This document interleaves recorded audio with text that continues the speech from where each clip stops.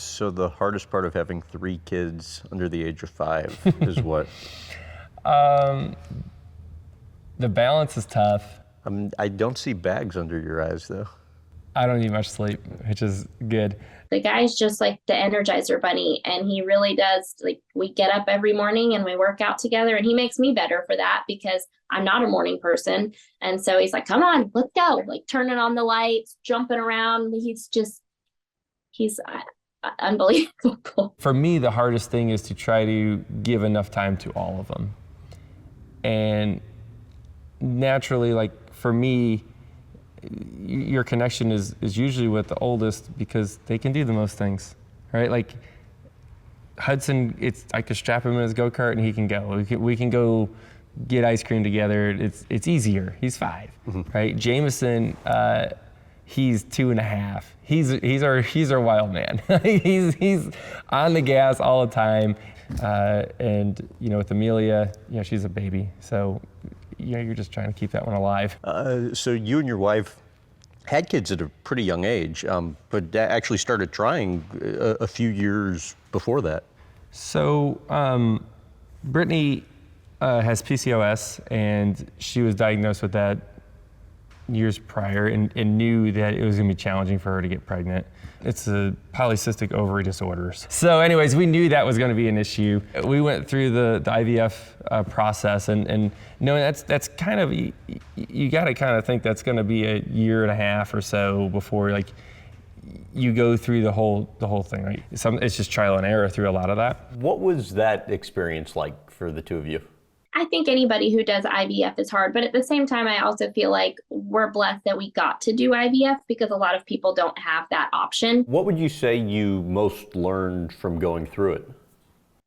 From IVF, I think I most learned like the depth of his love, I guess, of Joey's, just because I feel like I've always felt loved by him, but I feel like you get sick and you're tired and you don't want to go out with your friends and things that we've always done and like to do together. And the energy level just isn't there as much. And so having Joey there saying, it's okay, like we'll just hang in. And so I think that that's something that I learned about him, and it just made me love him more. It's more stressful on Brittany than it was me, right? Like I'm more like the support, right? I'm helping along, I'm doing what I can do to help.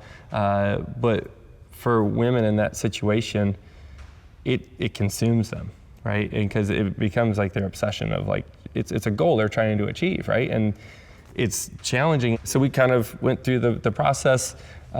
We had Hudson and then Jameson through that process. And at that point, we kind of were like, okay, we got our 2 boys, like we're good, like we think. And then Emilia showed up as a miracle, right? Like the doctor told us we can't have kids. I got super nauseous and I was like, this is really weird. Maybe I'm getting sick. And I stopped at a CVS and went home and took the test, and I saw it and I was like, oh my gosh. And then we had our little miracle, Emilia. And so there was a miscarriage in between all that too, which was kind of like a sign of hope that like, wow, maybe something's reset here, something interesting's happened. What do you learn from going through that?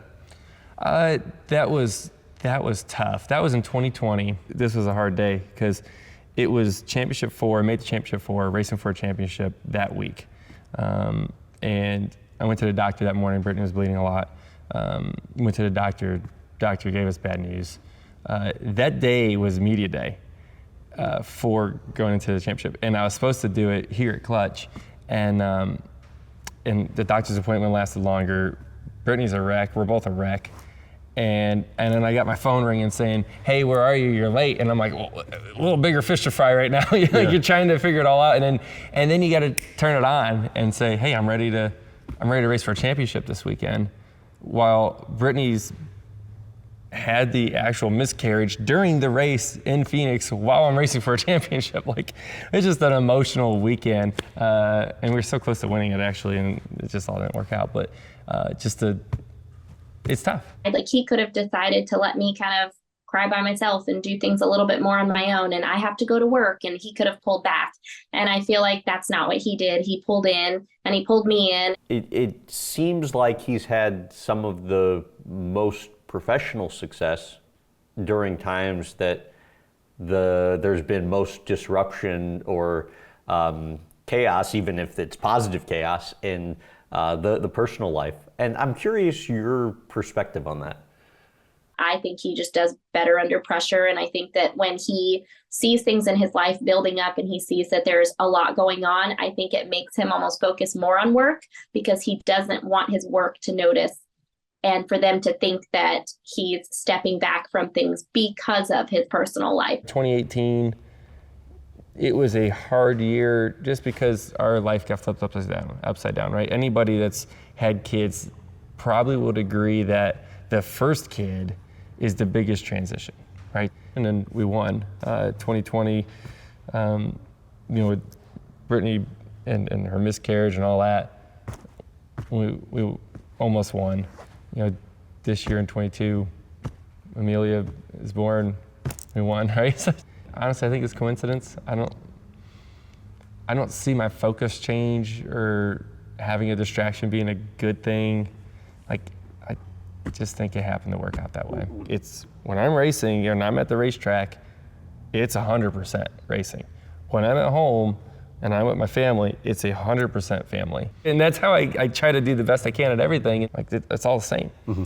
I owe that to not just Roger Penske, but everybody that works there, my sponsors, the engine shop. There's thousands of people that count on me to drive the car after they've done all the work to get their bonuses, right? That's how I look at it. I gotta do this for them as much as I do it for my own family, right? They're counting on me for Christmas gifts under the Christmas tree, right? Somebody, eventually it comes down to the guy holding the wheel. And so I can't minimize that when my personal life has changed and that's taking more time.